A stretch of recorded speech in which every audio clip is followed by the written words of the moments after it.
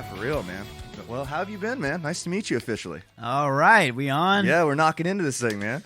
I'm doing good. Happy to be here. I'm glad you come in, man. I know we tried to make this happen like a while ago. It would have been when you played with Hotel Fiction. I messaged you a few times. I was like, dude, if you get a chance, please come be on the podcast. Yes. Yeah, man. So I'm glad we can make it work. You got 2 days in Athens. Rooftop last night went pretty good.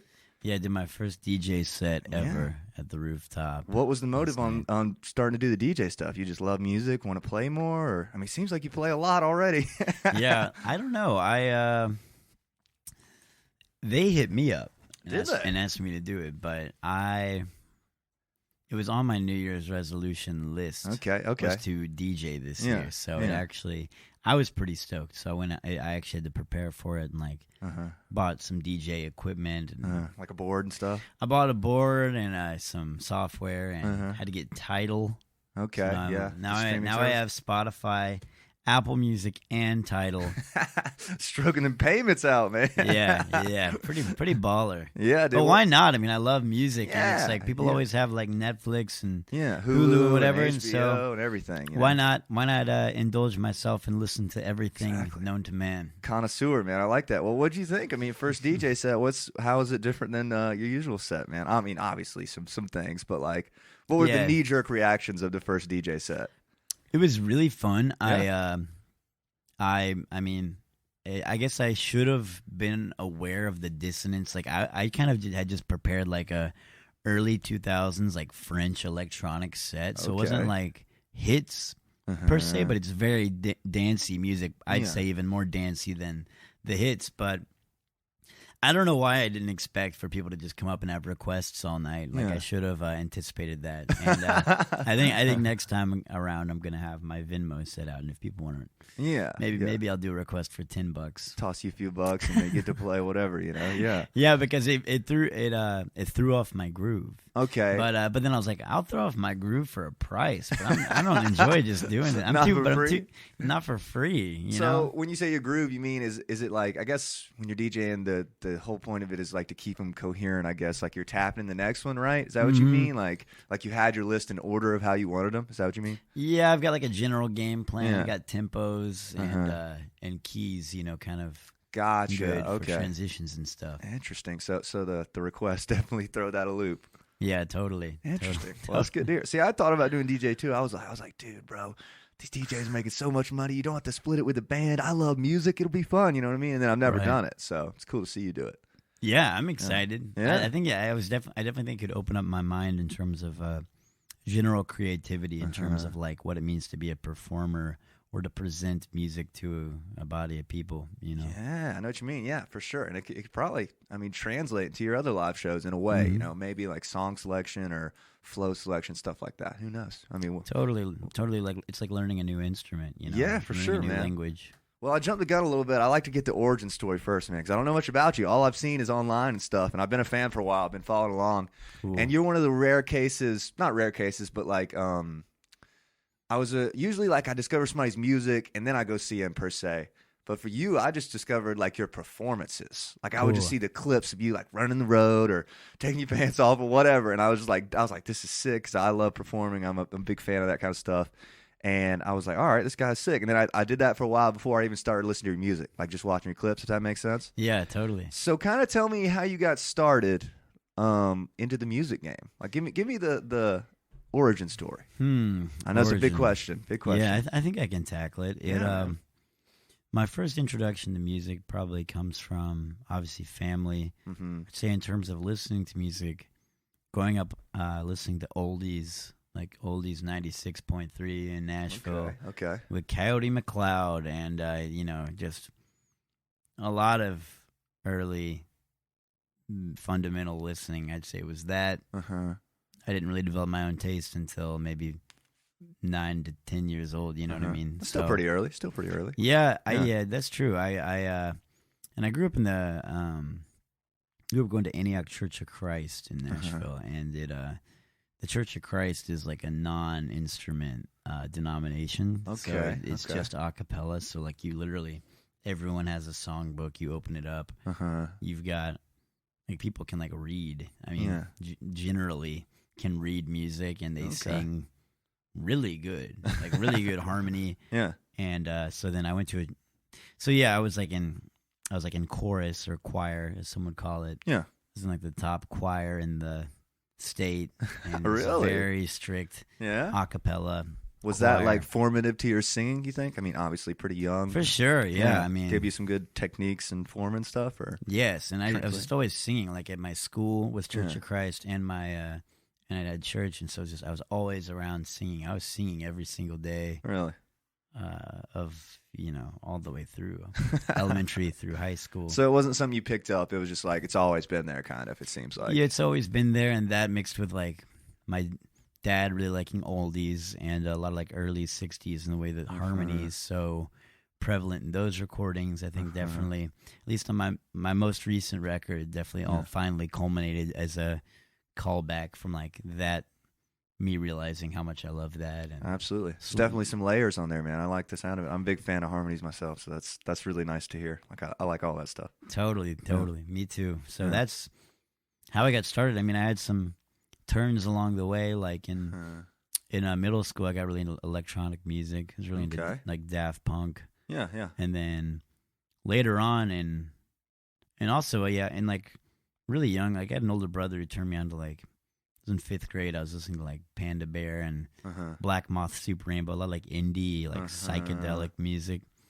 I've always really liked psychedelic music, and there's definitely a taste of it in your music, isn't there? Yeah, like a little bit, not like Hendrix or anything, but like you know what I'm saying. Mm-hmm. It's tinged with psych. I like I like kind of playfully. I like when people toy with psych. I like a lot of mid '60s like bands. Let's say, obviously the Beatles. People know for sure they went like right into the psychedelic movement, but like absolutely even them, like they're still making pop music, and I kind of like that. Yeah, I mean, you kind of thread that needle, right? Like, would that be what you'd call yourself? Like, I don't know, something pop or like psychedelic pop or something like that. Is people that call it psych pop a lot? I think it's funny. I don't know if I have enough psych to get that name, at least right now, but. I don't know. Yeah, I call it like, well, it's kind of a 60s pop, but when you come see it live, it's really just a culmination of a lot. It's really stretching in a lot of different weird directions. So. Yeah, and it seems like you're not too worried about it being exactly one thing, are you?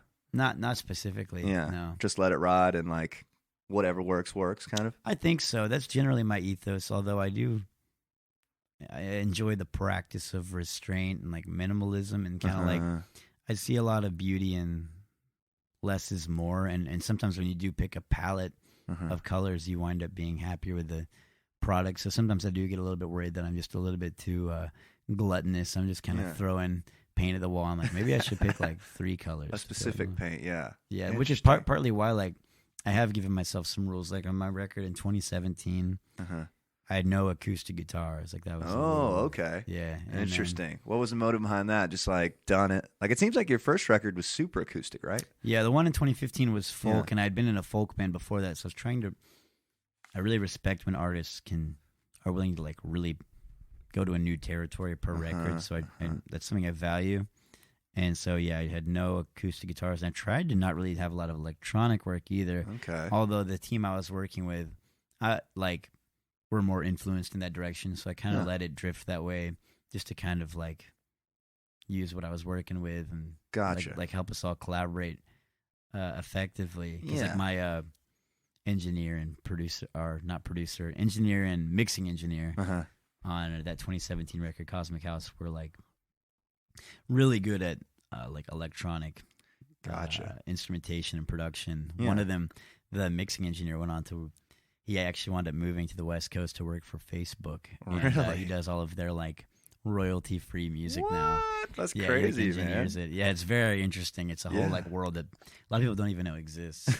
That's wild. But anyway, I could see that though. There's like an electronic like taste on there. Like you can hear them layered in there, but it's never super prevalent. I mean, not that I've dug into it too super deep or anything, right? But like just from first glance, you know what I mean? Yeah, totally. And what was the name of that record again? Remind me. Cosmic House. Cosmic House, and your first record was named Space Travel. What was it like making Space Travel? Because like this would have been, I think, 2015. You said, right? Mm-hmm. And you're just like, are you just getting into putting music out at this point? Are you like just starting to tour? Like when do you start doing all that kind of stuff? Well, so around 2010, so I'm like, in middle school. Mm-hmm. Is when I started making music, and I had come from kind of a school of musically, like understanding music is a pretty DIY thing. Gotcha. Like a lot of the music I was listening to was actually happening here in Athens. Really? Like, a lot of the Elephant Six Collective. People talk about like the yeah. Apples and Stereo. Yeah. Who now Robert Schneider's like a math professor at UGA. Uh-huh. Of Montreal. Oh yeah. Like Nutrimilk Hotel, the music tapes, yeah. and even beyond that, just like kind of the early 2000s indie, like the Unicorns. A lot of music was like very. It was before. It was right on the cusp, I guess, like 2007.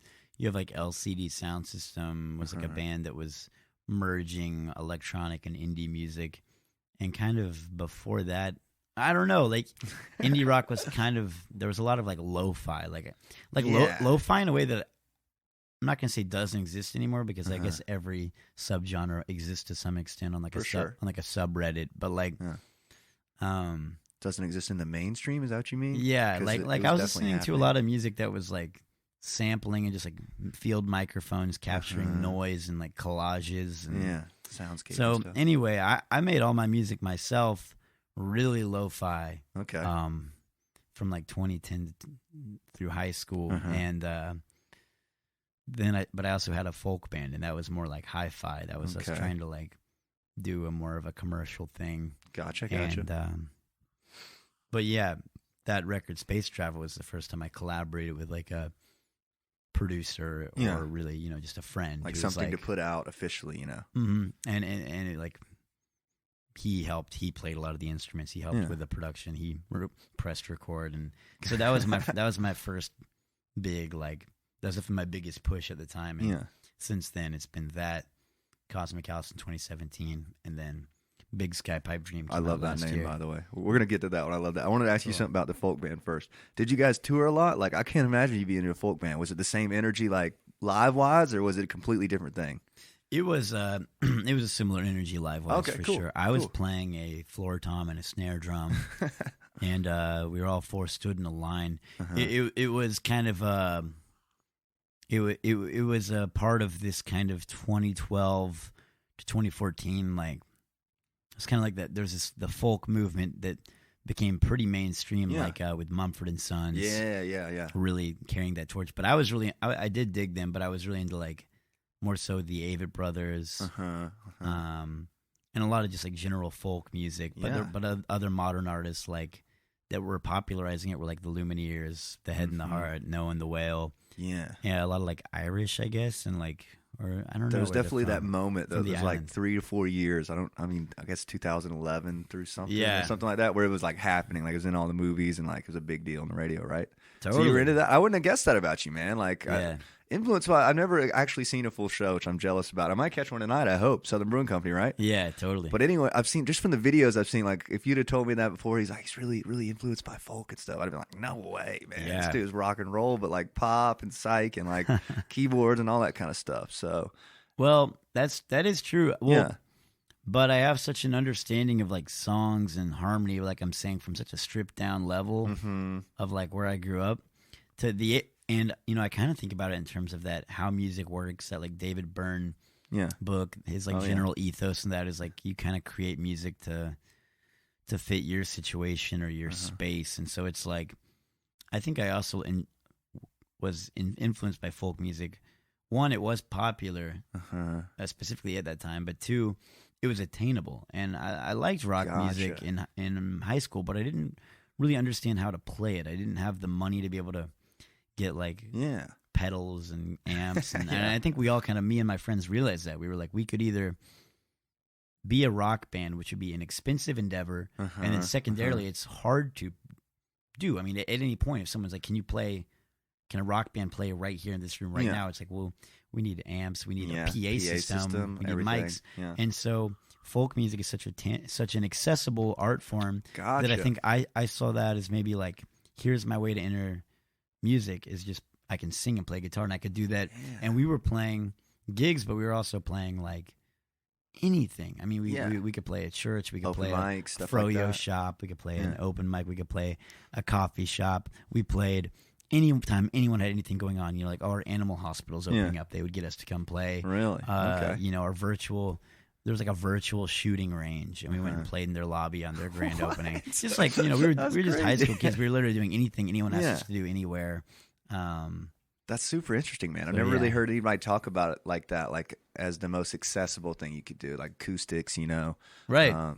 Cajon or whatever drums you guys decided to do, super easy as opposed to rock band. You need quite the production. That makes a lot of sense. Totally, and it's also you can practice anywhere. Yeah, quietly. You can that's practice nice. In your bedroom with your band, and your parents aren't going to be like, cut it off. Yeah, they're going to be like they would say, like shutting it off. Yeah, the power. The power. Yeah. So, when does it start evolving from that to kind of? I think you said 2 years between that and the next record, and pretty big shift from 15 to 17. Right. First to second record. Right. When does that? What's kind of going on in that period? Are you just playing the road? Or are you guys just playing what you can? Graduating high school? Like, what kind of happens between those first two records? So the folk band, we played like 200 shows across a couple of years. Sheesh. So that's when I first got the bug to start really playing. Yeah. And I kind of saw it as like, this is the quickest way. One, I had a love for performing. I always have. I've loved any type of presentation or performance. I did theater in high school as much as I could. I wasn't quite a thespian, but I was tinged in it. I enjoyed theater, but music was always my priority. Yeah. And, you seem to be a natural at the performing side of things. Did it always kind of come kind of naturally to you? I think so. It seems like it. And I think it was something that I knew I wanted to do at an early age, and was kind of finding ways to get in front of people. Gotcha. So I got a lot of those nerves out from doing, like talent shows and stuff. Yeah, okay, as gotcha. A kid, yeah.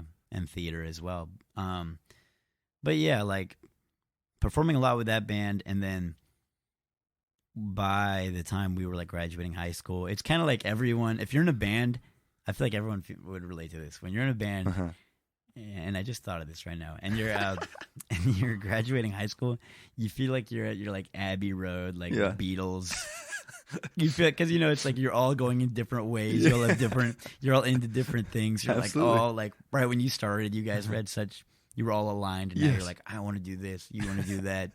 What's going to happen? You're moving here, I'm staying here, and so the folk band just kind of naturally, like any high school band, had to go. But when I got to college, I knew that I had an interest in being a front man, and 2015. I put out Space Travel, and after that, I kind of was trying to figure it out. I formed a band right when I got to college with like a funk drummer that I knew, a bass player, and then this like Chili Peppers guitar player. And not a lot of people know about this, but because we only played a few shows, but it was basically me for the first time just being a front man holding a mic, and I would go crazy on stage. And that was my first time to really, really let loose. And then.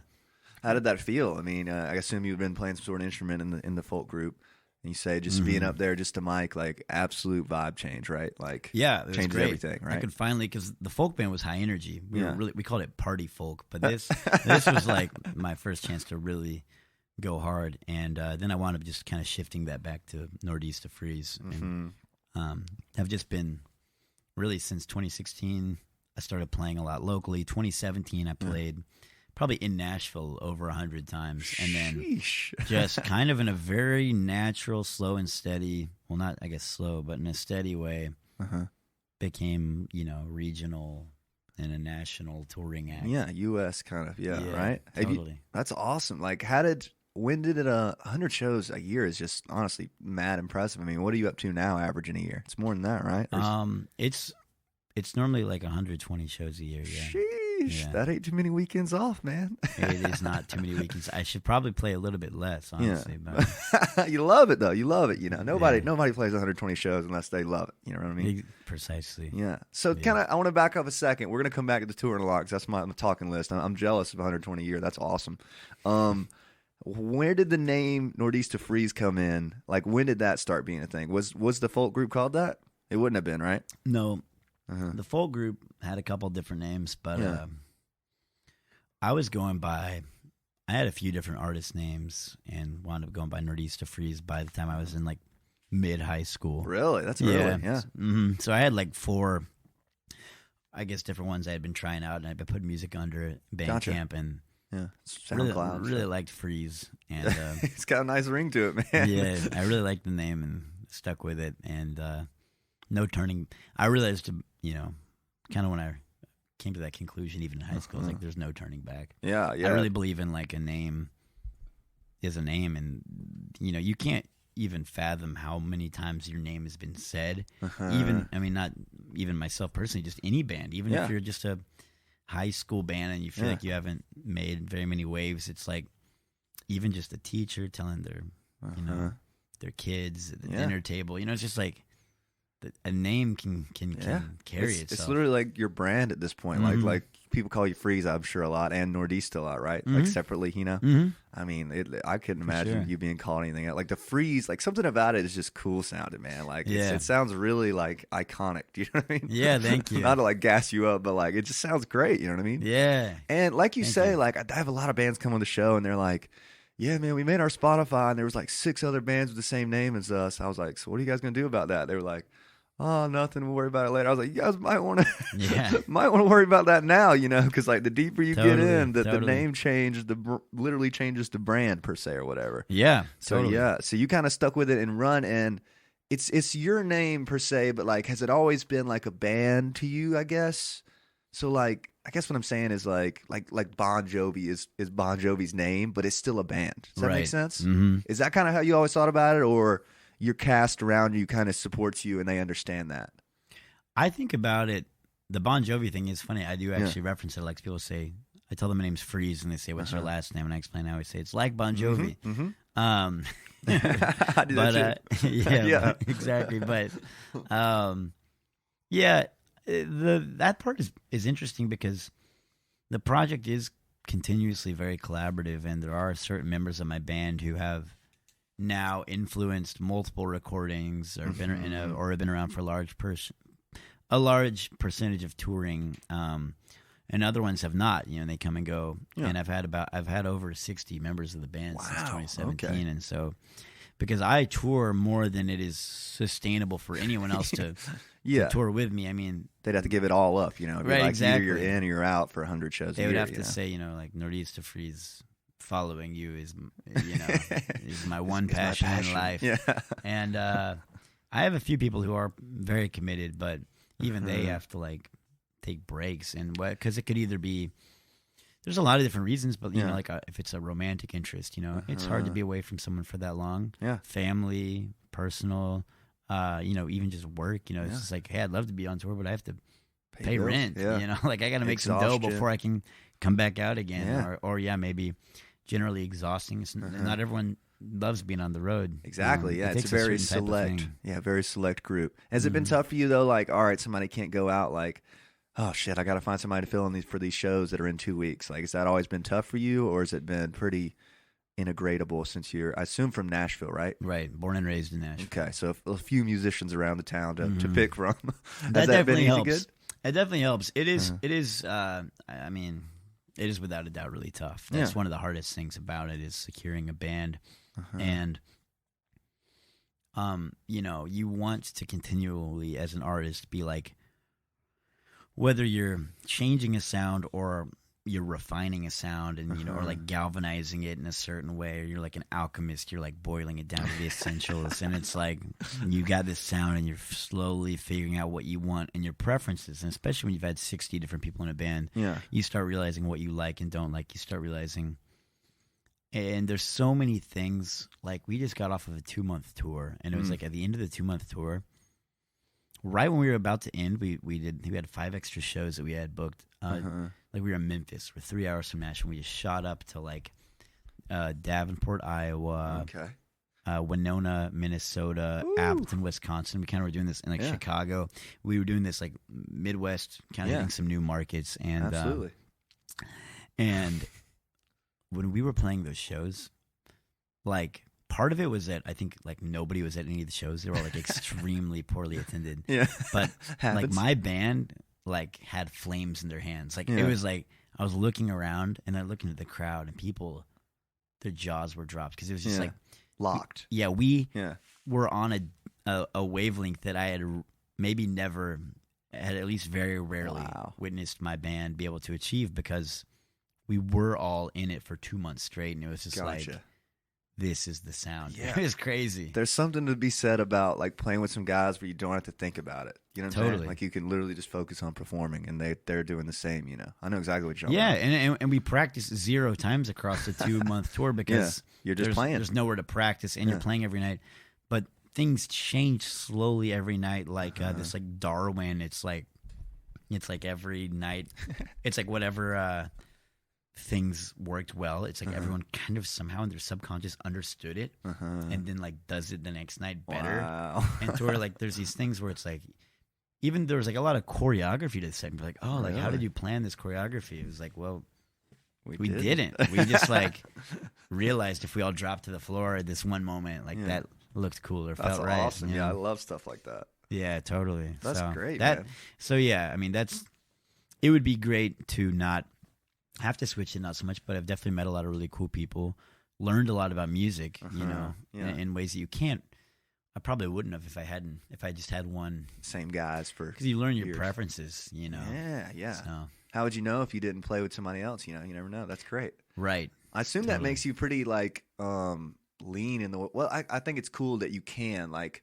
Imagine if you like a band like the Beatles. Obviously, if John can't make it, they got to cancel the shows. You know what I mean? But you can keep going. You know what I mean? Exactly. Which is very, very nice when you're trying to play 100+ shows a year. I imagine. Yeah, we always joke I'm the only person who's never in the band who's never missed a Nordista Freeze set. But then we were playing in Colombia like about a year, some change ago, like a little bit deeper into COVID, and I forgot that it was when it was like. Because things had gotten better, and then there was Delta, and I can't remember where it was, but it was at a point where I, for some reason, didn't have like a Vax card on me yet, or like I didn't have like I need to get like tested negative, something like that. Gotcha. Yeah. And I got to the show, and they were like, "Oh, you have to have this to play," and everyone else in my band had one. And I was like running to like Walgreens all across and like CVS. And we were like, dude, this is going to be the first one. You can't make it. They're like, the band's here. Like, let's still play. Like, Freeze. I was like, we could get like a 20-foot XLR. I'll like stand in the parking lot. Sing along. Yeah. That would have been pretty funny. That would have been iconic, honestly. That would have been really cool. Totally. It would have been unforgettable. So. Well, that's cool, man. I think that's a really good breakdown of that. I know that feeling you're talking about when just everybody in the band just knows what's happening where. Like, that's a priceless feeling, you know, moments in the set. And how is your set kind of crafted as somebody who hasn't really caught a full set other than like videos on YouTube and Instagram and stuff? Like, is your set very like you guys work up your songs and have them in a certain order and have these moments in them and like choreographed kind of stuff, or is it like going out there, chaos is key? If we want to change a song, if we want to play something that somebody requests, like free flow. Like, how would you describe your show? I suppose it's a little free flow, but we generally have like a game plan. Yeah. We'll kind of craft the set throughout the tour. Like, oh, let's switch this and this to where it's another thing where by the end of a run, we'll have kind of perfected what we're going for at that point. Gotcha. The set, that is the interesting thing, you know, back to that David Byrne ethos, creating music that fits your space and fits like who you are, fits your stage. You know, it's like, I think that the set is generally a pretty rock oriented set, and I do like rock music just like I like folk music. So it's not that it's insincere or that it's not just coming from a place of like my artistic passion, but there is a sense of like you're creating something based off what you can create. You're using the tools you have, and so a lot of the songs are like, you know, 3-4 chord rock songs, and that's just kind of the language you have to speak when you're switching people in and out. I've never gotten. I don't use any tracks. I don't use no in-ears, no in-ear rig. No, it is a pretty. It's rock, but it's folk in the sense where it's like music of and for the people. It's not in any way overly conceptual or overly complicated, because it can't really afford to be, because that's not a language that's easily spoken. And I assume that's important to you, like how, when it comes to like crowd awareness kind of stuff, how aware of you on that, and like obviously you want to get your songs across, you know, but like say you wrote something like a popular song of yours, it was slower, like are you still going to play that? Are you worried about everybody having a good time energy wise? Do you know what I mean? I'm sorry. That's a weird question. That's exactly it, because you think about it, like no matter what, in seeing so many different bands and so many different contexts and like stages and festivals and spaces, you realize like there is so much going on that isn't really like spoken about in terms of like accessibility and relatability. You know, coming from Nashville, not to zoom out too much, but you know, it's a songwriter town. There's a lot of co-writes happening. There's like artists who are basically a performer, or more of a curator, and the songwriters are other people, and they're writing the songs to get cut, and it's this whole lingo. And you've got players, and these players get plugged in, and they do sessions. And sessions means that they are recording, or maybe it's a live, you know. And or even like the bands that are forming, that are playing, the band members are like interchangeable, almost more the way that I'm doing it, but it's like on this like corporate level. Yes. So it's just interesting because what it means to even be an artist is such a general thing. And when you think about performing, you know, and you've got obviously. There's this understanding that people like original music to be performed versus covers. There's kind of this like, you know, we kind of everything that most people engage with in culture is like original music being performed, at least in like a semi-indie level. It's encouraged. Yes, it's encouraged. And I don't know. It's just like, how do you create a set that is accessible, that people go away from enjoying, but at the same time stays sincere to you? And when you have like, let's say when I'm DJing last night, and it's like I had this set, and then I had multiple people like, you know, just heckling me. Like people are just coming to the bar and they're just like, you know, like skip this song, or they're like, you know, play some hits, and it's just like, and I'm just like, well, I don't want to play hits, but at the same time, I'm a DJ. You're on the dance floor, and do I accept the fact that I should be curating this event to for your enjoyment, or is it am I the artist, and just, you know, you can actually like, you know, maybe I should just play what I want to play. Yeah. And so, you know, all that to say, you're talking about playing a slow song, it's like you do kind of everyone walks this line that's kind of unspoken of like, how much do I you know, create something that is just like can be enjoyed by like somebody walking by. Yes. And how much of this am I going to like just give in to my inclinations? I don't know. It's just an interesting conversation. It is. I'm fascinated. You know, people present it like they have some type of purity to it, and they want artists to like be completely true to themselves. And I think that I am, and I think most people are. But at the same time, I guess it just means there's a lot of nuance and gray space in terms of what that even means. You know what I mean? Yes, because like I think about this a lot. I'm glad you got some thoughts on it too. It sounds like you've thought about it before. Like it's like I could do exactly what I want, you know, what I want, and like the crowd as a whole will have less of a good time. Or I could give them a little bit of something they want, you know, and everybody has more fun. Does that make sense? You know what I mean? I always like to say this, but it's like, how much of a fuck should I not give? Right. You know what I mean? Totally. It's interesting, man. It's really fascinating. It seems like you do a great job, though, of just like making sure everybody has a blast. Yeah, well, I'm having a blast, so inherently there's a blast being had. Somewhere in there.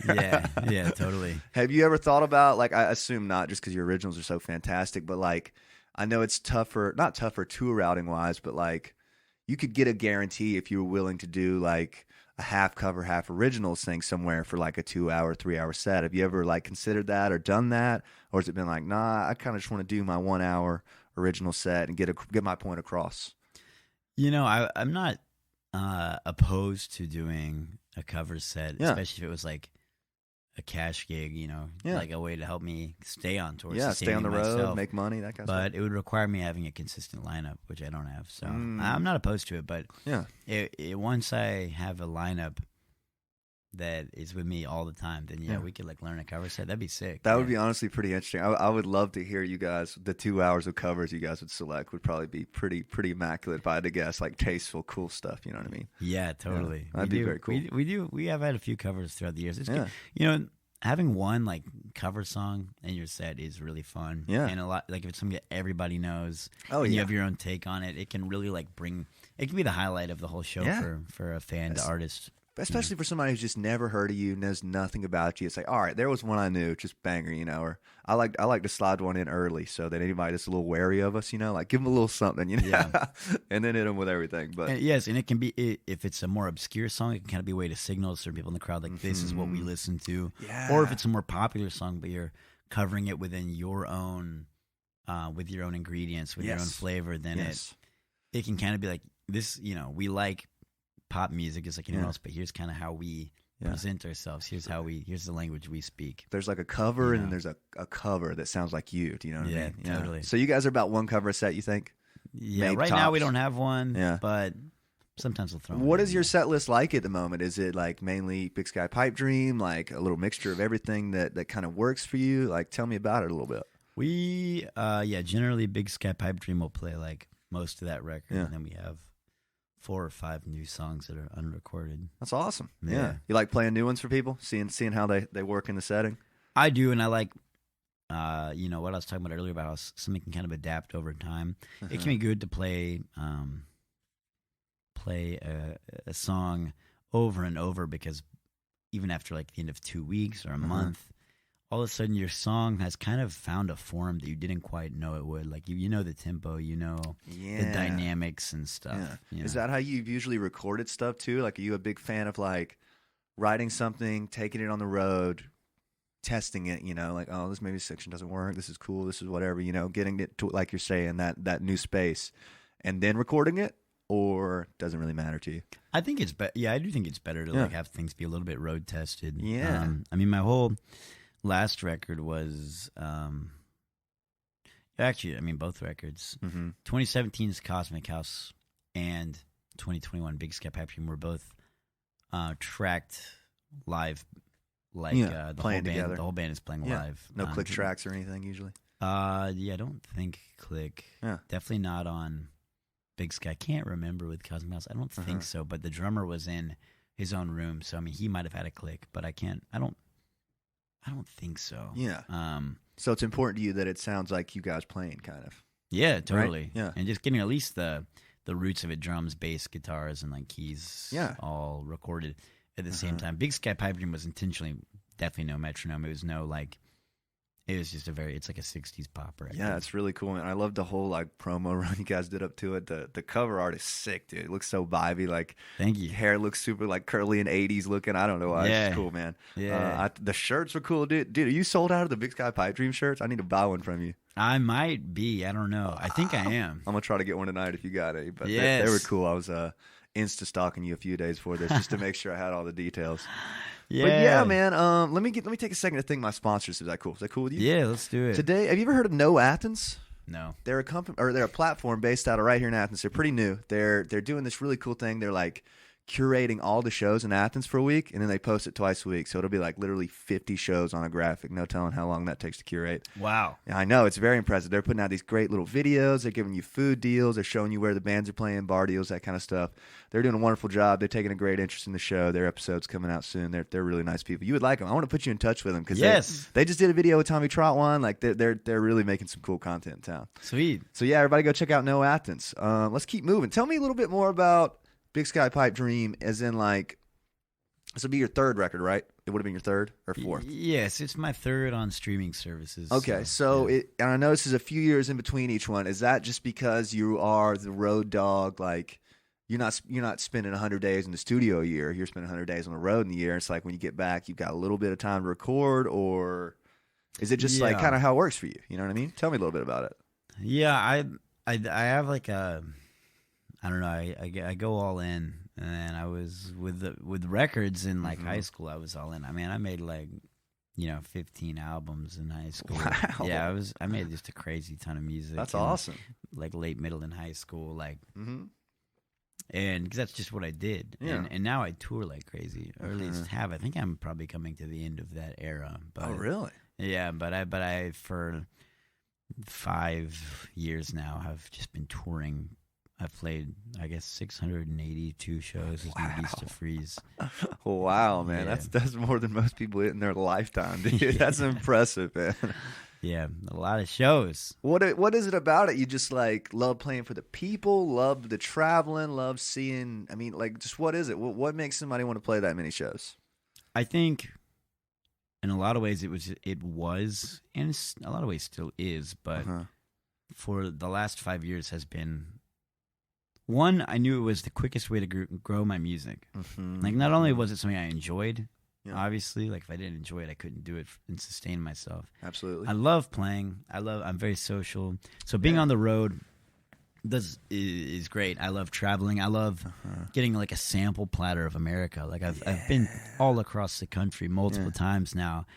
But it's like I've only spent one day in New Mexico or 2 days in Montana. But I've been there, and that's a really great thing to get to do. If I encourage anyone, if they have a chance to do that kind of fast travel, it's a good way to kind of at least just witness everything and kind of see where you want to go back and spend more time. Like a culture grab kind of thing, like this place is different stuff, Totally. Yeah. And now I've gotten to spend more time in certain areas because of that. And, but also in terms of music business, I think it is the fastest way to grow your music and to grow a real fan base, like the greatest example of that is, I guess, my Instagram. I have like 13,000 followers on Instagram. Wow, man, that's a great follow. And it is. But I mean, those are pretty much all people I've met. I mean, most of the people on there I've met, and so it's like that's great. It's not like a type of virality. I have never experienced any type of virality or like fast track and not even for a day. Like I never feel. I've never TikToks I've blowing never felt up that high. Yeah, like sincerely. But that's the thing is I wonder how like lasting it is. Like I see these bands that get playlisted and stuff. And getting millions of streams and stuff. It's like how many of those people are actually coming to see them? Or whatever. Like really fans and gonna buy a T-shirt and actually love you. That kind of stuff. You know what I mean? Totally. Same with like TikTok and stuff like that. I wonder. It is something that we ponder. It's like what is gonna happen? Yeah. But because once TikTok started, people started, like internet numbers and everything doesn't make any sense anymore. Yeah. Like I don't know. I felt like it was the fastest way to grow my music and to create like a sustainable fan base.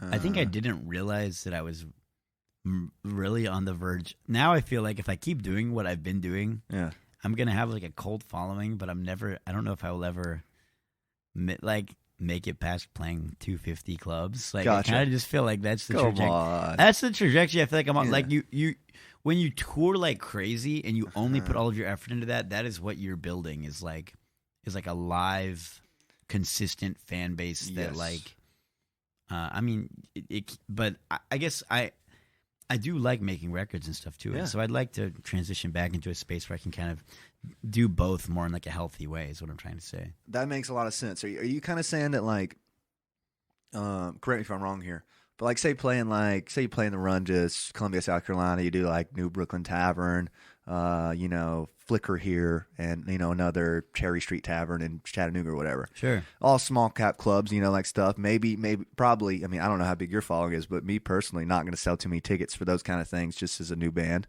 are you kind of saying that like maybe take a step back from playing the bulk of shows and like trying to like make the show a big show when you're in town, like get on the bill with Hotel Fiction at Georgia Theater and like do that in every city? Or does that make sense what I'm asking? Yes, I think it all comes back. Yes, exactly. Like creating, I think, more of a conceptual show as well. Like which I could do if I played less and had more time to prepare. Yes. And it's kind of hard to explain, but that's basically the ethos. It's like, what if I think I'm interested now in kind of transitioning back into something that's more balanced and that I can push myself more, I think, creatively versus just being a total road dog. But I enjoy the road thing, and it has been very fruitful. And I think last year was a testament to what I'd done the last 5 years because I was able to I won the Music City Mayhem in Nashville, which was a big competition. That's awesome, dude. It's like a really difficult battle of the bands thing that's like vote based. That's awesome, dude. Good for you. Yeah, winning that was a really big deal for me in Nashville. I mean, that's a fan base. Like you got to go, and you can't do that unless you're out there playing.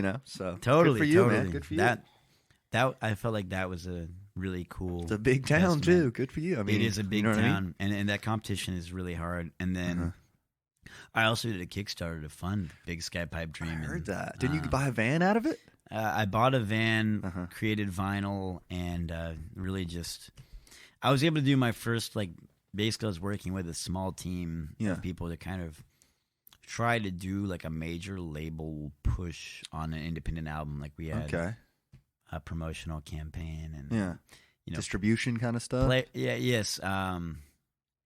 We had like playlisting and PR and all that kind of like a radio campaign. So the music was being shared like across college radio all across the country, like big picture stuff. Mm-hmm. And kind of just things that I had never done before as someone who's just completely independent. So it was cool trying that out. In a lot of ways, I think it was unsuccessful in terms of like you can really throw money into your record in ways like that. And I don't know. I feel like I learned a lot. Yeah, totally. Definitely. I feel like even if you did waste money, like big lessons learned, right? Because everybody just thinks, it's like, damn, if I just had enough money to run those Facebook and Instagram ads and get it pushed to radio, stuff like that, like that it'll just go, but not that simple, right? It was a thing in my mind that I thought, like, oh, if I had more money, I could grow my music faster by using these avenues, and then actually getting a chance to try the avenues and realizing, oh, you can put,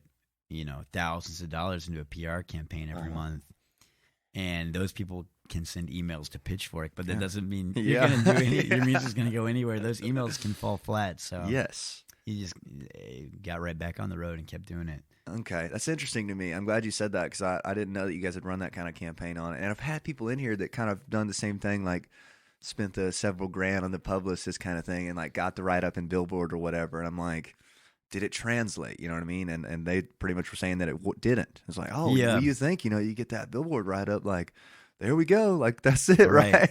To the top. You know what I mean? But totally. The only way I could really see, the biggest, like if I got to write up in Billboard, what I would think is the only way that would really help me monetarily or fame wise would be like that you could kind of put it in your EPK, which for people who don't know, it's like your electronic press kit, basically your resume, what you're sending to venues, and if a venue has seen that you're on Billboard, it might catch their attention. Might be a little more interesting. So really, like a PR campaign is kind of like almost just trying to create a thing that you can put into your little briefcase or your binder to be like, oh, look, we've been. But my only example of that is that I was on NPR in 2020. They did a little write up for one of my songs, and and that did help me a lot, and that's helped me land stuff. So when you say it helped you a lot, you mean like kind of in the way of throwing in your press kit, venues were more interested, maybe your streams got a bump, stuff like that, like technical stuff? Not even the streams as much. Mainly just talent buyers seeing that we have nationally, a national write-up. When you say that you are looking to kind of even out the whole like studio and road thing, like maybe come off the road a little bit instead of just being absolutely consumed with it, are you thinking in the way of like, you'd mentioned virality earlier, like maybe take some time and like make some content, like some of these bands that focus on that per se?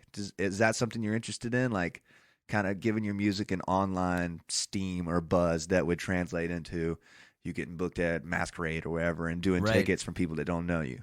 Totally. I think so. I think for some reason people call it content now. Yeah. Like it's like people talk about content and it's like, something about that word is really weird to me, but it's like just creating art in any form would be interesting. And, like if whether it is a TikTok or it's a YouTube video, those are apps, those are platforms. YouTube, that is a thing that exists where people go to watch stuff. Instagram, those are all avenues, and just thinking about how you can communicate on any type of platform, whether it is live or on any type of web-based application. Just how can you translate on those? So I am interested in like creating something. I don't know what it is and what platform it is per se. Obviously, it's going to keep being music that you find on a streaming platform. Of course. But maybe there's also a music video.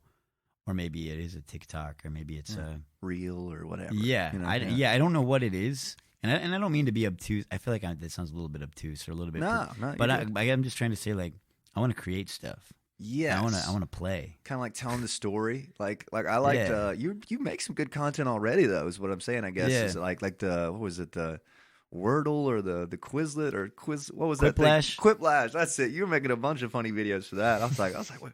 Just for the first couple months, I was like, what the fuck is this guy talking about? But then I was just cracking up. But like that content was very you, like you at the shows, joking around about it. You know what I mean? It's like, yeah, totally. finding that middle. Like I don't really want to make TikTok videos. Like I want to go take moments from the show and turn that into the content. Does that make sense? Yeah, say totally. Content, but you know what I mean? No, it is. Yeah. Exactly. I mean, it is content, but it's just it's what I mean is just like with content. There's people talk about it like it's a chore to do, and it's just like yes, that sucks. Like what a drag. yeah. What a drag. Yeah. You know, like I hope that if I'm making something, I'm like enjoying it. Like absolutely. A podcast. I know, like I do a podcast, and it's I knew like this. I was going to ask this. and I'm it's excited. like you can.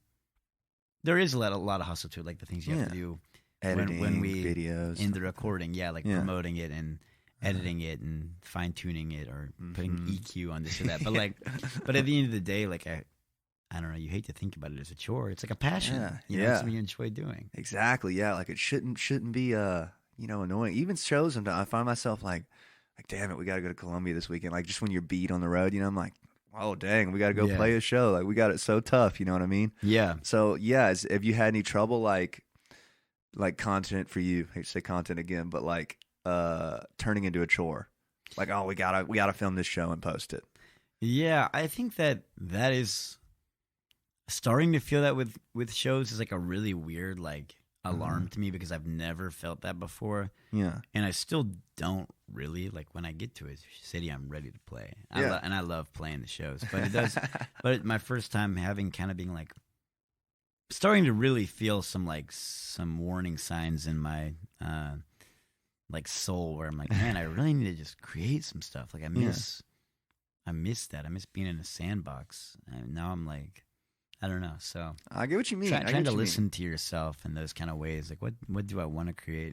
And not if it is a chore, then making sure it's like a healthy chore. It's not like, you know, like obviously like we're saying like any the music business nowadays, as an independent artist, there is a lot of back work that you have to do that people have no idea about, and emails and spreadsheets and stuff. And that is a chore, but it's a chore worth doing. And I just hope that I never dread playing live or dread doing anything, because then I should probably rethink it. Yeah, for sure. That's super interesting, man. I'm glad you're saying some of this stuff, because I think this stuff too. It's like, don't know if I could do this forever kind of stuff sometimes, you know what I mean? It's just like, you got to stay with the part of it you love, you know, which is for you playing, I assume, recording, stuff like that. Totally. So I guess to keep moving along from this, but like, what is your favorite part about being a performer? My favorite part of being a performer? Yeah. I don't know. I just love getting up there. When I'm on stage, I feel really free. Yeah. I have a great time. I feel more and more freedom over the years. Like every show I play, I get more free. It's really fun. You seem really free up there. Yeah, and I'm just having a blast. I mean, I do go up there. I mean, maybe I have a set list, but the set really can take whatever turn we want it to. We definitely read the energy within each other and within the room. Whatever it is very spontaneous, and I love that. Do you find it tough sometimes when, like, I mean, I'm sure playing as many shows you do a year, you go to some places where some crowds maybe like aren't up for what you're putting down, or like the vibe isn't right, weird vibe, kind of stuff like that. Do you have any trouble with that, like kind of trying to bring this chaotic energy where it's not reciprocated per se? Yeah, for sure. Yeah, well, we play a lot of different events, and it can be. It can take a second for crowds to understand what's going on, and we are very different than what they expect. And I don't know. Yeah, we deal with that, but I don't know. I had a drummer in like 4 or 5 years ago named Brandt, and he told me something that I never forgot. And he was like, "If the energy is not coming from out there, you just got to turn, and we'll all get it from each other." And I definitely think that's true. You want to connect with the crowd, but if the crowd's not going to connect with you, then you kind of just got to turn within and be like, we love playing music. We're here. Let's play some music. Play for each other kind of stuff, let's find ways to make it interesting for us. Like we might, switch things up a little bit. So. Yeah, it seems like I keep saying chaotic energy because that's just when I see the videos of you, it just seems like it, like something has taken you over and you're running across 4 lanes of traffic or something, you know what I mean? Like, or you're jumping in the crowd or whatever it is, or shaking 3 tambourines at once. It's like, What is it about playing that does that for you? Or like, I don't know how to ask this, but like, why do you feel like that? You get what I mean? It's a big question, you know what I'm saying? I don't know. It's just, I feel a freedom up there that I feel, and I know it translates to people. Like, people feel free when they're at the show, and it's healing, and, you know, like I think it does a lot of good for a lot of people when they can witness it and experience what I'm experiencing, and I can share that with people, and that can make your day, and that can make your week. Yeah. And, you know. You're making people's nights, you know what I mean? That's how I try to look at it. It's like, damn, we might have made somebody's night tonight, you know what I mean? Yeah, definitely. I love that. I love that. Do you have a favorite, I mean, as many shows you played, I'm sure there's plenty, but like, is there a show, maybe in the past year, or maybe overall, that stuck out to you as like maybe one of your favorite shows? Anything in particular? Not really, no. No, just all of them? Yeah.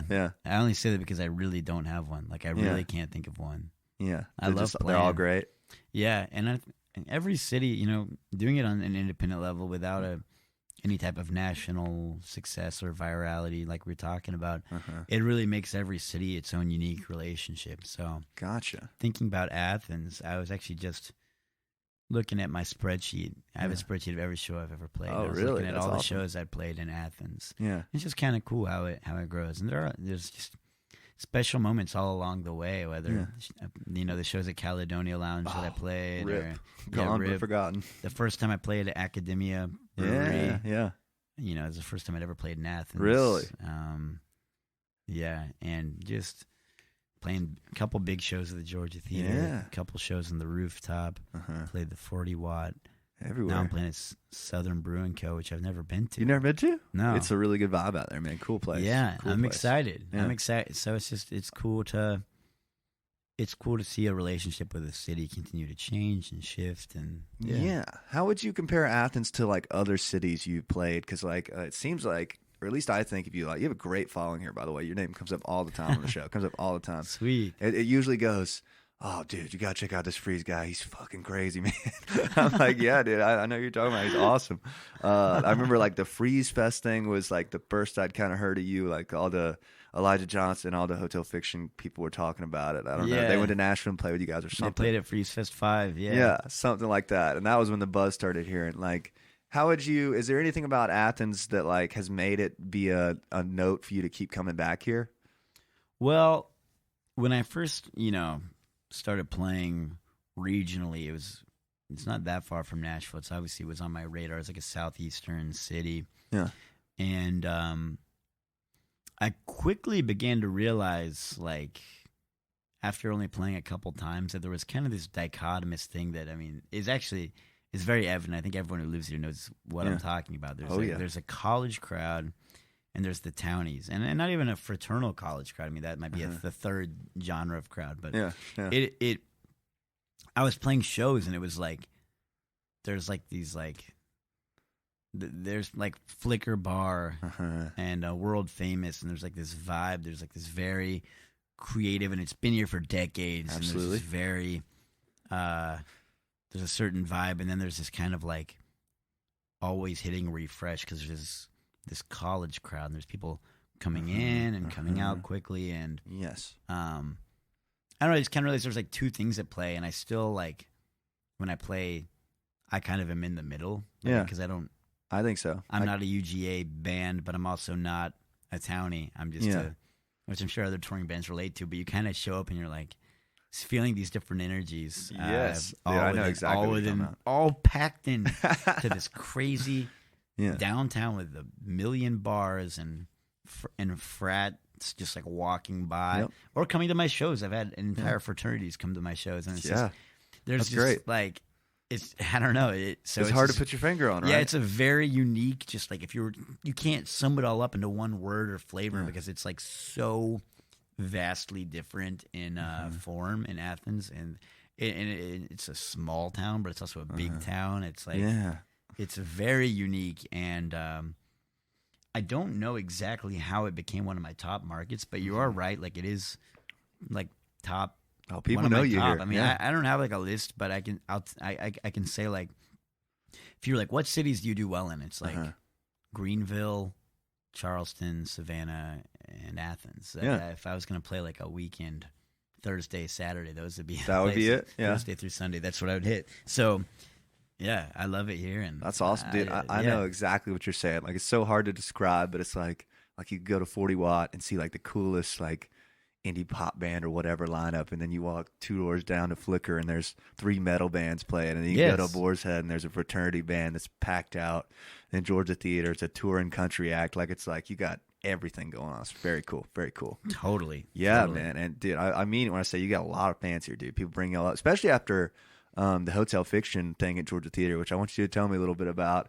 But there was definitely a buzz. They're like, dude, this Freeze guy's crazy, man. It was awesome. And they're like, dude, honestly, Freeze was just as good as Hotel Fiction. It was awesome, dude. That was great. Yeah. So tell me about that show a little bit.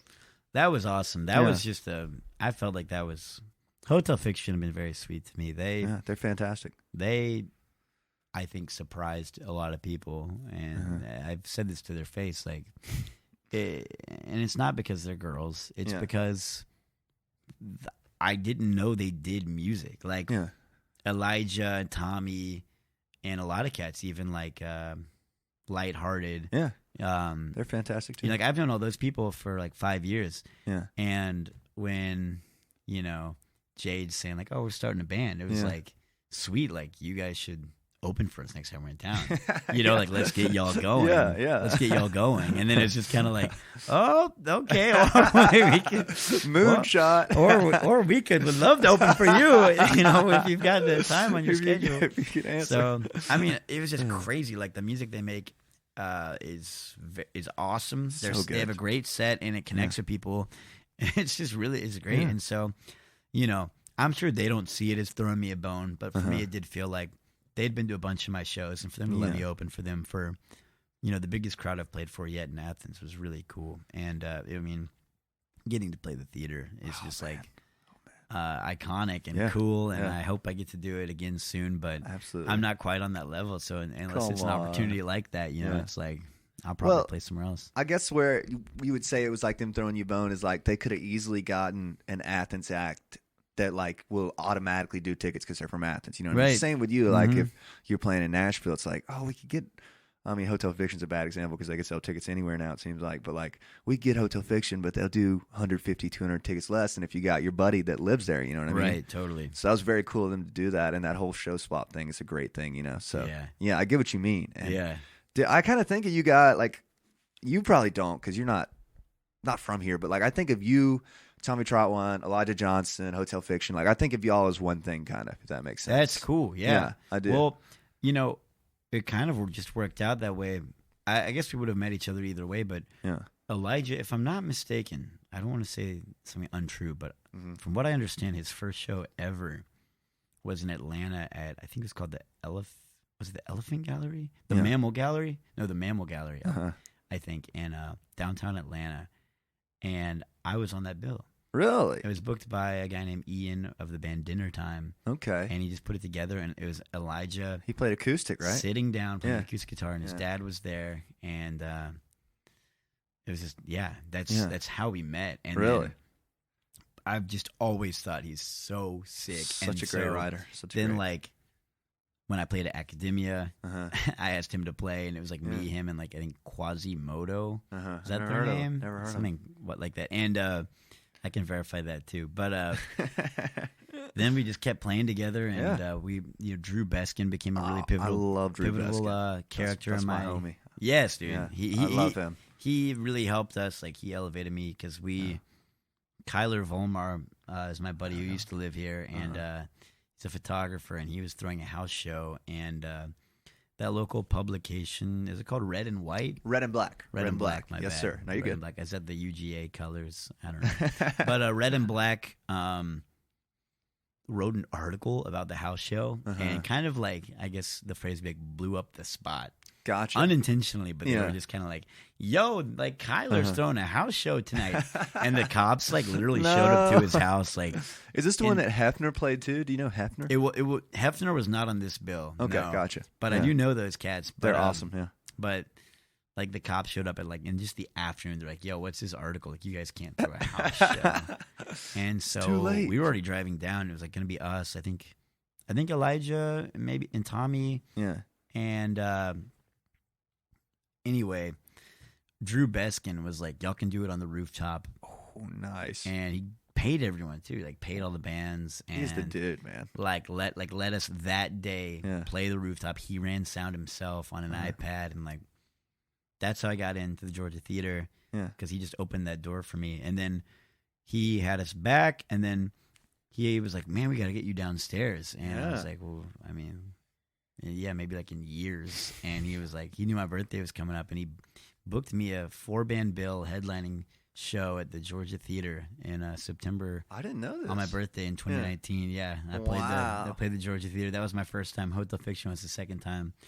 But I mean, that was just incredibly sweet thing for him to do. What a nice guy, man. That. He's been on the show twice, and Elijah's been on the show twice. And Drew, I call him every week and just ask him about something, just like asking him questions, because he's such a smart guy about like music, you know what I mean? Like just got the experience. He got me into Georgia Theater, dude. Just the nicest guy, man. Cool. Yeah. So that's awesome, dude. I had no I thought that your time with Hotel Fiction would have been the first. No, that one was definitely a lot bigger. The one that I did was like, there wasn't as many people, obviously. It's a big room, man. It's a big room. It's a daunting room. In some ways, it's smaller than you expect. When you get on stage, you're like, all right, it doesn't look as big up here, kind of, to me at least, like the floor part. If that makes sense. Totally. The up still looks big. You know what I mean? Right. It's built in a way to where, like, if you could have like 300 people, it would start feeling good, but then it can kind of just keep expanding up into the sides and the mezzanine and stuff. That's so interesting. So you have played with them a lot. You guys are kind of in the same spirit. I wondered, I was listening to your music today just before you came, just to like make sure I was getting the vibe, and I wrote that I kind of thought Dolphin like kind of sounds like it has an Elijah Johnson thing to me, but I think he would have took it from you though, if that makes sense. Or like it's like the same vibe. Do you get what I mean? Lyrically. Yeah, that's cool. You know what I mean? I wonder why that is. I think we have a really similar music taste, and I'd wondered if one of y'all was taking out each other's toolbox. I need to just ask Elijah. He'd probably be like, nah, but I'm just curious because I was like, that's kind of Elijah Johnson in me. Very cool. That's funny. I would have. I don't know, man. Like the playful, like cool guitar thing, and like the lyrics are great. I wrote down, is that the one with words about forever slowly turn to never? I feel like that's a great line. That hits. That's Thank cool, you, man. Very Thank cool. you. Yeah, I don't know. I bet if we both made you a playlist, we would have the same bands on it. I believe that. Him and I talk a lot about music and film as well. We have a similar film taste. Yeah. Interesting. Yeah. Tell me a little bit more about Dolphin. I think Dolphin would be my favorite one. It doesn't actually say Dolphin in the song, does it? It says it at the very end. It says, I want to own a dolphin. Okay, and, okay. Like, with all the symbols are swelling. Yeah. But that's probably my favorite one by you, man. I really like the vibe of that one. It's Thank you. Very tasty. Thank you. That song I wrote in high school and just kind of workshopped and kept working with. And I don't know. It's got that little riff on the 12-string. Kind of Kinks-esque. It sounds like the Kinks, or got some. We play it live with a lot of energy. It sounds completely different live, but awesome. Kind of a laid back. I think kind of a Twin Peaks vibe too, like in terms of just like a rambly, jingle jangly guitars and kind of a more like sedated, like apathetic, like vocal take that's like a little bit deeper. If that makes sense. Yeah, like you're kind of leaning back. So that makes sense. Yeah, like, kind of laid back, not rushing anything. Yeah, a very cool song, man. I like it. It's just a vibe, and it's like got like the playful thing to it almost. Like totally not too serious, not too dark or bright. You know what I mean? Yeah. Well, it's got that kind of melancholia of like, delivering kind of a sad. Some like concept. I don't know. Yeah, it's like sadder lyrics, playful lyrics, and then you've got this like, no. It's just like playful riff that kind of just keeps it cheerful in almost kind of a sarcastic way. It's like, sarcastic would make sense. Yeah. It's like the playful thing, man. It's really great. I enjoy it. That's probably my favorite one for you. I'll take one more pause to take my other show sponsor if you don't mind. Is that Let's cool? do it. Have you ever? You probably haven't spent too much time down there, but Hefner just played here. It's this place called Clark's Collective downtown. Have you ever heard of it? I have not. I'm excited to hear about it now. It's fantastic. They're the nicest guys. Rip over there. It's been wonderful to me. He was really the first show sponsor to kind of take a shot on us and give us some money and like see how it could help them. Do you know what I mean? Which is really cool. We just did an episode in Clark's, which is really cool. They've got a stage in there. And they're having a lot of bands. He wanted me to spread the word that they're kind of booking fall out now. And they got a lot of bands hitting him up. If you guys hit him up, tell him the Jameson on the Rocks podcast sent you. He will book you for sure almost. You should reach out to him, man. If you ever need a routing date, like Hefner just did it, and they had a fantastic crowd. It's got like it could be a good middle for you in like, it's not like the Donia or Flicker or something where it's like 3-band bills, but you could go in there and play an hour and a half or whatever, and you'll get a rotating crowd in and out of people that probably would never have seen you, like ticketed, if that makes sense. Yeah. And you get paid. It's cool, man. It's great. That sounds awesome. Yeah, so y'all check out Clark's, man. They've been wonderful to us. Moving along, I wanted to ask you about Fight Song, dude. This is another one of my favorite ones. Yeah. Tell me about it. Which record is this on? Fight Song is the final song on Big Sky Pipe Dream, the most recent record. It sounds like it's from a movie. Like it sounds like a part of the movie where it would cut to a song and like all the people are doing something in the movie. I don't know. Yeah, well, Mo, hey, let's get that going. That's where the music industry is lucrative. Yes, man. A good sync placement. Netflix, if you're listening, Stranger Things, hit us up, please. Yeah, dude, that would be cool. Fight Song is that's kind of a, I don't know.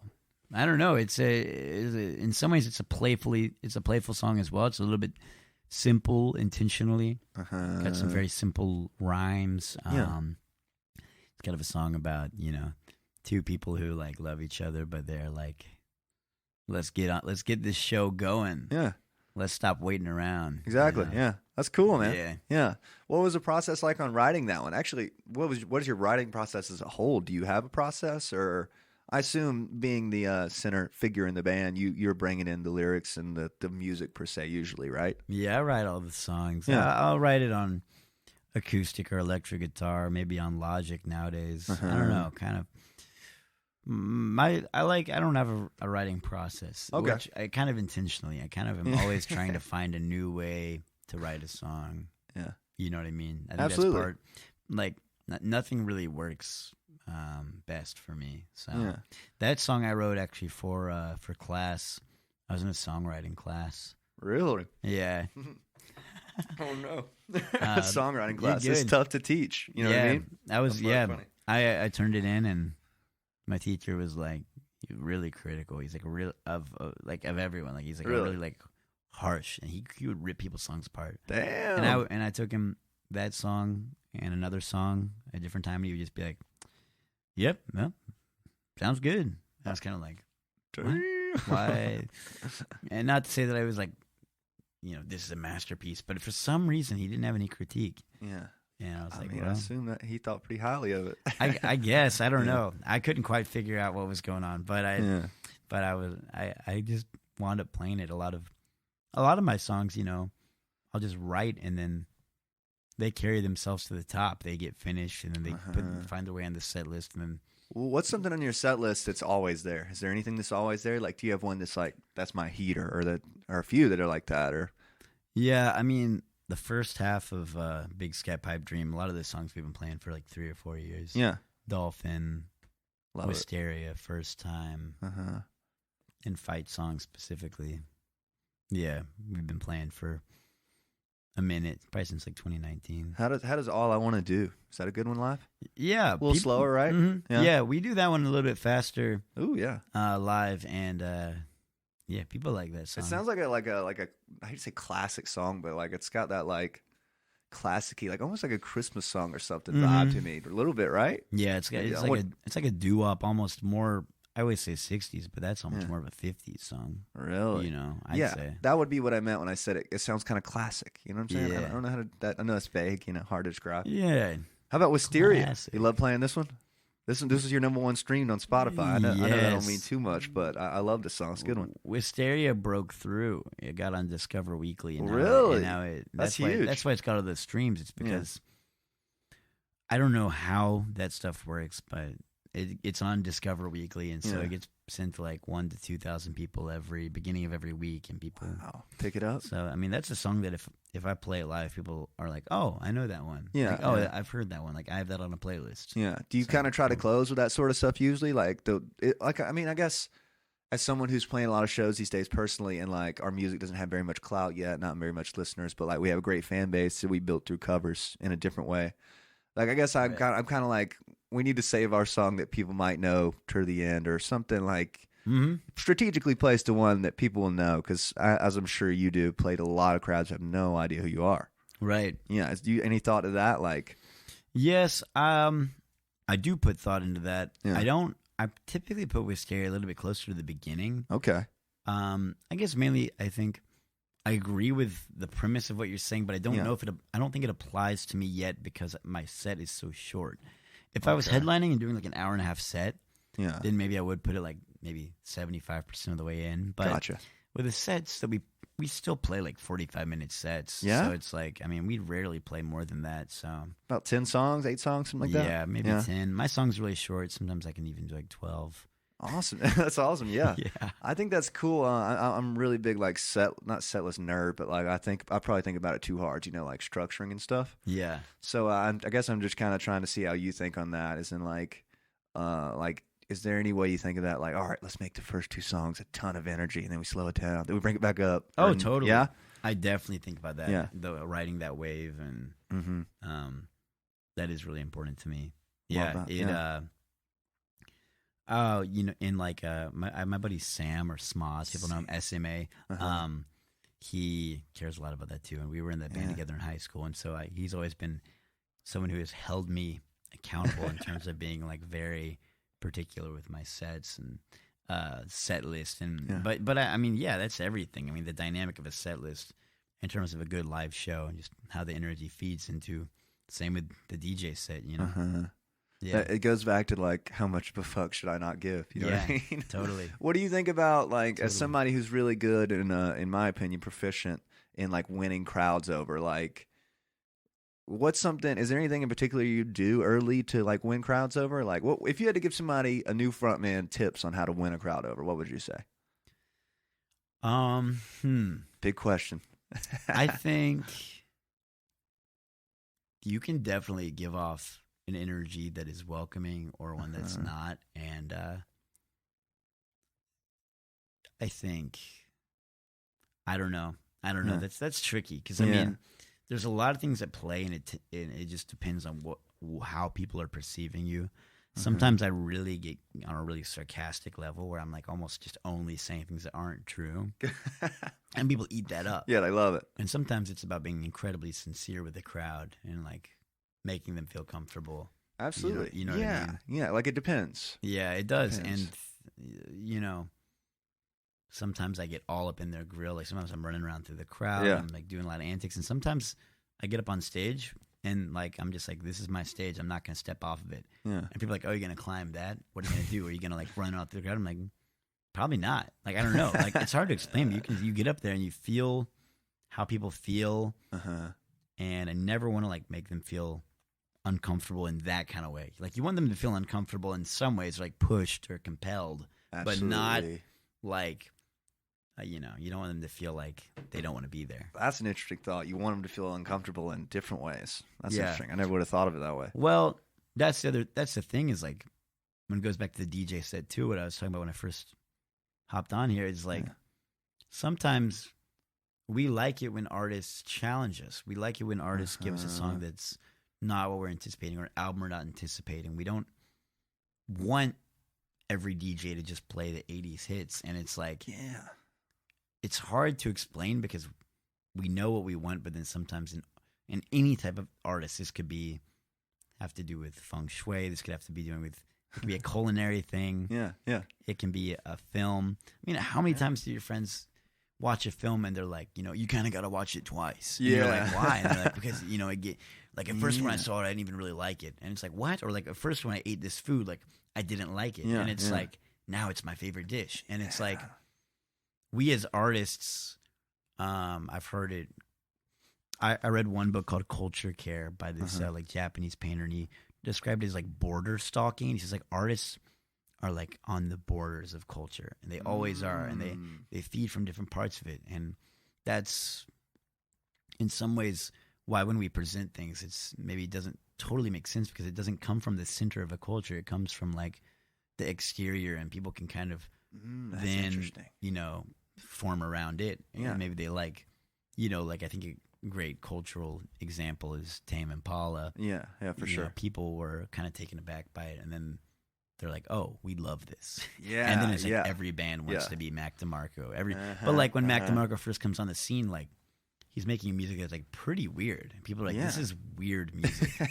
and then it becomes commonplace. And so, yeah, we just have to like, we as a performer, you know, and as artists, we walk this really weird line. We push people and we make them work for it a little bit, but we also give them what they want. It's kind of like they don't know what they want quite yet until you show them sometimes. Right. Kind of, sort of.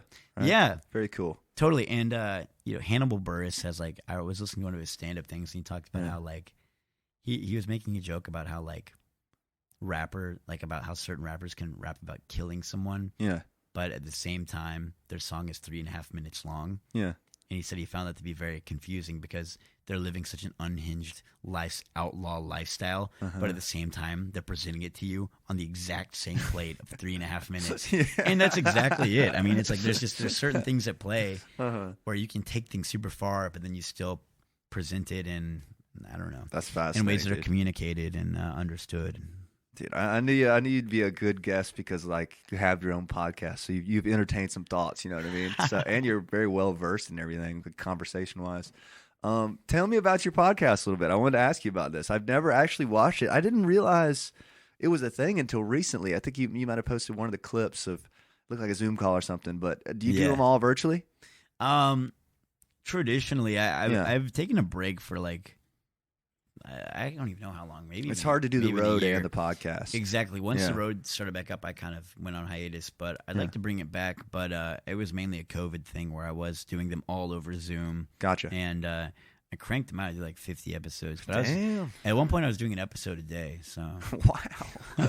See, you do everything to the extreme, man. The road is like on podcast one every day. Is that just who you are, kind of? Yeah, I got the lust for life, as they say. I love that. I live for it. I live for the hustle, especially when it's like a hustle that I enjoy. But man, like when I'm serving tables back at home, like I want to serve like crazy. You're serving them. I'm like, give me 5 doubles. Like I want to work 10 shifts this week. You know, that's nuts. Man. Yeah, like I'll just sleep, wake up, and serve, and then I'll make a bunch of money. I'm like, let's go on the road for a month, 2 months. Let's, whatever it is.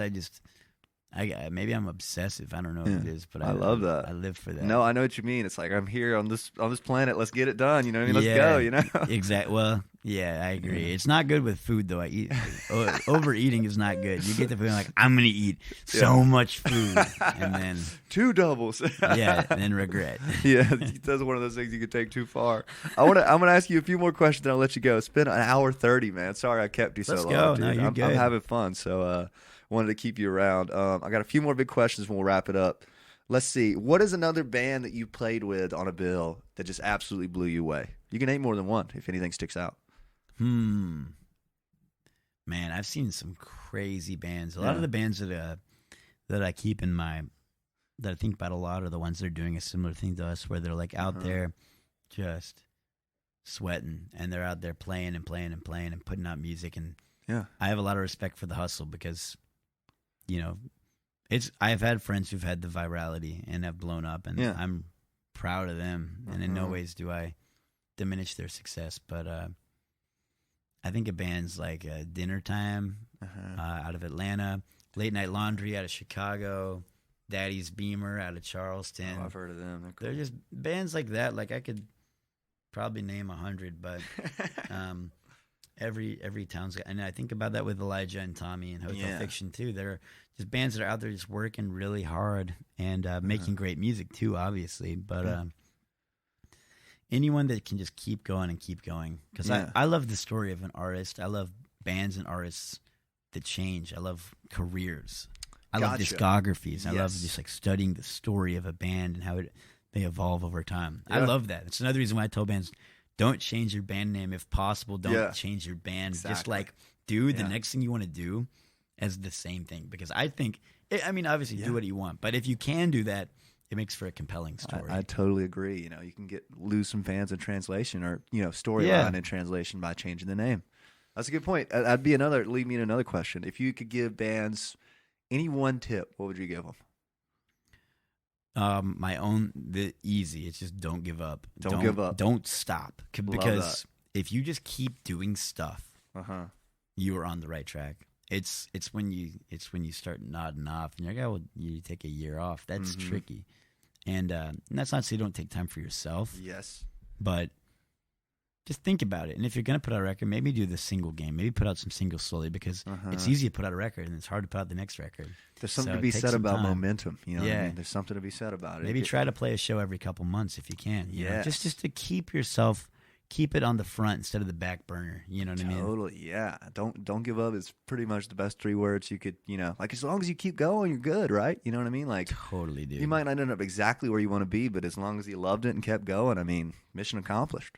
Yeah. Right, and ultimately it's about making the music you want to make, whether it's about, everyone wants to grow their music and, have it impact more people and culture. But at the same time, if you just have like a collection of songs you put out every year, you're going to be proud of them. And you're going to be glad you did in 10 years. Yes, so. You're going to listen back, and even if at the time maybe it's like, oh, I didn't get that right, like it will always be a good, like it's like cataloging your life. You know what I mean? Yeah, really good way to put it, I think, is you're that was exactly who you were at that time. You know what I mean? Yeah. Wouldn't you say? Yeah, and a lot of times when you don't do it, I mean, I've had certain phases where I've been really into a certain genre and style, and I wasn't able to finish a record or even put out anything. And now that era of me, it's not lost per se, but kind of is, where I'm like, man, I wish I had put out a record in 2020 or in 2019. You know what I mean? I get what I know exactly what you mean. That's super interesting, man. All right, 1 or 2 more questions. I'm trying to think of some good ones. If you could be in any other band right now, if you had to join a band, what band would you join? I would join. I could be in any band.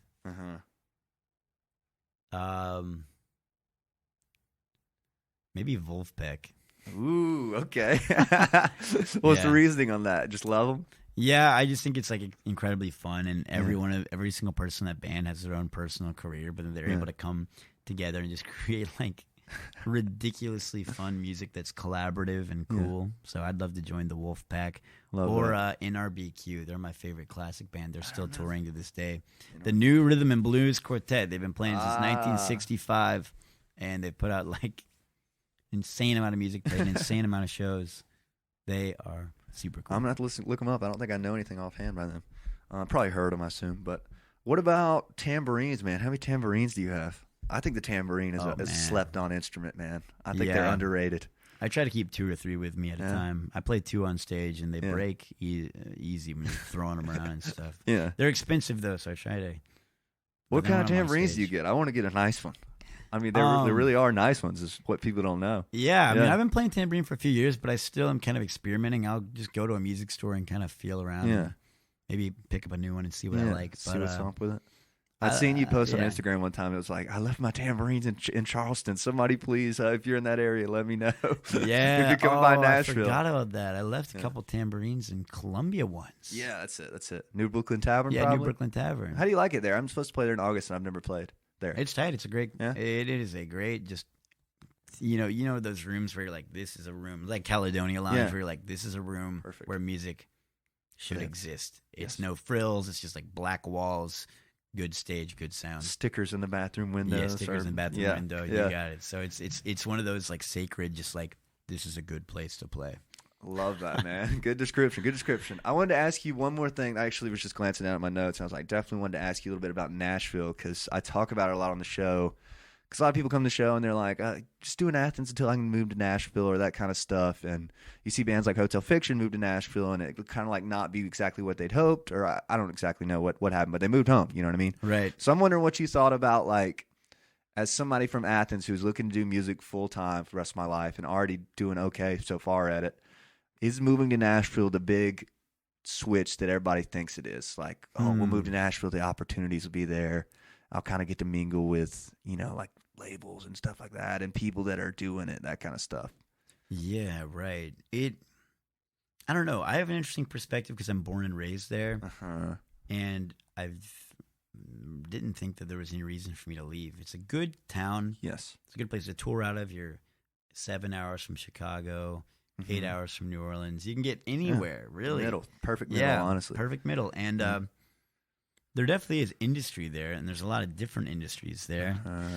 It's expensive. Yeah. Lately, for sure. Yeah, the rent is hard. you make a lot of friends. You make a lot of good friends who are doing great in the music industry. And in some ways, that's helpful. But I think for me, in terms of grass is greener, I look at other towns and I think it would be cool to be more cherished as like a hometown. Like I'm not a hometown hero in Nashville. Yeah, like people, it's so big. It's just so big. There's so many bands. I don't really feel the love. Like I can't sell more tickets in Nashville. Like Nashville's I've heard people say it's a great place to live, bad place to play. I mean, that's kind of where I'm at with it. Like I don't play very often at all. And like the best way to play in town is to just play a dive bar and invite your friends and family. Because if you try to really promote a show in Nashville, it could be demoralizing. And I know it sounds like I'm black and blue about it, but it's just like, it's just hard. I mean, I played Exit In and I was like promoted the heck out of it. Had a great 3 openers that were all awesome. All pull really well. We pull really well. It was like 300 people showed up, which is good. But I mean, it's like, I have friends who are from Chattanooga or from, let's say like even Athens, like being able to play like the Georgia Theater or something, it's like a special thing in your hometown and you can get people out. It's hard in Nashville to get anyone out. Gotcha. So as a place to perform, I tell touring bands, like, beware, you are going to have a bad show in Nashville. Yes, yeah. And hopefully I'm wrong. Like, but it's good to have your expectations really low with Nashville because it's really hard to get people out. Exactly. But I mean, I love living there. I love Nashville, and I stand by it, and I want to make it a better place. And hopefully, when I have more caliber and I have more, money and whatever it is, I could like create things that make it more special. But that's awesome, dude. I get what you mean. I guess that was literally exactly what I'm asking. Is like everybody thinks that like, oh man, he's moving to Nashville, so just up from here, like, you know what I mean? And like I talk to booking agents in Nashville that we work with that are based out of there. They're like, dude, don't even waste your time here. I'm like, really? Right. I was like, okay, well, I mean, word. And you gave me some advice one time. I messaged you probably years ago, and I was like, dude, where should we play in Nashville? And you were like, the Cobra. And then we went and played it. It was fun. It was great. And like you said, the Cobra and the 5 Spot and a few other spots or whatever. Yeah. Like just to get in the door, And I was like, but like even playing the Cobra, I was like, I don't think we could ever get to where like we were selling it out or like, you know what I mean? Like I don't think it would go much farther than us playing with 3 bands and doing, 100 tickets or whatever. Do you get what I mean? Yeah. I totally do. Yeah. It is. Yeah. Yeah. It's a weird place. And so I guess for anyone who's thinking about moving to Nashville, I just think it is a good place to be. In a lot of different genres, it can be more or less effective there. But there is a scene for pretty much anything. Yeah. It is a thriving artistic community, but don't take for granted what you have in your own market and like your own town. And like, I guess I just think I personally think one thing that I don't feel like I have that I see my other friends have that is really special is like a really solid hometown that they can have with their hometown shows. They can have there and they can be celebrated. And if there's local people who make music videos, they want to make a music video with your band. If there's a local podcast, they want you on their podcast. Local restaurant doing whatever. Oh, like let's have our coffee beans like roasted and like name it after a band. A margarita named after or drink or milkshake named after the band. That you get all that when you live in whatever town, Athens, like in a smaller town, where you are a valuable piece of the culture, and that's something that's very special. That I don't think that you can really get in Nashville because there's national acts coming out or whatever. Yeah, you got Luke Bryan's downtown. Like he's the guy who's got the thing named after him, not me. So, dude, that's such an interesting point that I never would have thought of. But I know exactly what you're talking about. I'm always saying like it just comes up a lot on the show, the Nashville thing. Like if we had to move somewhere, it'd probably be Nashville. And I'm like, dude, I don't know. Like there's something to be said about being an Athens band, and like I would rather like fail as an Athens band than like move somewhere else because I love it here. Do you know what I mean? Right. And like REM, they never moved, or B-52 has moved, but whatever. You know what I mean? Like you can do it from whatever town you're in. Right. Usually, Well, that's and the thing I didn't mention is also like getting to open for a national touring act. So you have a better chance of doing that here than you would in Nashville. Because when a band goes from here, like you're saying, like a little band, like a fraternity band or Hotel Fiction or whoever, when they get their first time in the theater, everybody's going. Everybody like that. There's a big buzz if there's a band that went from they're just being in town playing around to playing the theater. There's only like a handful of them, you know what I mean? So like it's a big deal. So I get exactly what you mean, man. But believe me, you loved in other markets. Don't worry about it too much. Yeah, that's what I don't. When I was working at an ice cream shop when I was 18, I asked, there was a guy and his band was a lot bigger than mine. I asked him, how did he get to where people loved him in Nashville? And he said, we just hit the road. Yeah. He's like, once you come back to Nashville, people have respect for you when they see you out on the road. Gotcha. That's more important. That was a good It's just traveling around and making friends everywhere. That's why I don't sweat it too much. Yeah. Just keep playing everywhere. I love Nashville, and I love my friends and family. Yeah. I love the place I work. I work at Burger Up. I like working there. That's awesome. Good vibes, man. Yeah. That's awesome, dude. Well, I'll have to holler at you next time in Nashville. Next time I'm in Nashville, if you're not on the road, I'll come see you, man. Because we do visit. It's a fun town to come to, man. I've thought about like taking the podcast there for a week and getting as many people as I could, you know? That's a great idea. I think that'd be really fun, you know what I mean? But yeah. Anyways, dude, thank you so much for coming on. I had such a blast, dude. So great to meet you officially, man. It's fantastic. Great to meet you, too. Yeah, dude, you're one of the better guests I've ever had. I mean it, because you're like so well-versed. And you know how it is on the podcast. Like, you know how to flow it. You know what I mean? Yeah, man. Well, tell the camera to where to find you on Instagram and any other socials you want to put out there in your music and everything. Yes, you can type in Nordista Freeze to Google. You'll find me on every social media, streaming service, anywhere. You can hear me, see me, DM me on Instagram, whatever city you live in. I'll let you know when I'm going to be there because I'll be there soon. It doesn't matter where it's at. It'll be there. Yeah, we'll be close by. Love that, man. Well, thank you to our show sponsors once again. No Athens, wonderful platform out of right here in Athens, Georgia, putting out some great content. I'm going to put you in touch with them because I really feel like you two would be a good promo meetup. They're putting out some wonderful content, man. Really, really great stuff. Like just original videos, and like curating the shows takes forever. You know what I mean? Like, it'll be a graphic with like 70 shows on it. I'm like, dude, I know that took time to get the dates, the times, who's opening. So shout out No Athens. They took a great interest in the show, and I appreciate that. And same to Clark's Collective. Anybody looking for somebody to play in Athens, you should hit up Clark's. They're having some wonderful shows. I played some great shows there. It's awesome. So yeah, thanks to everybody for watching. If you made it 98 minutes in, thank you so much. Let's give them a wave so we have a thumbnail, all right? Give them a smile too. Yee. All right, man. You know what you mean to me. You've always said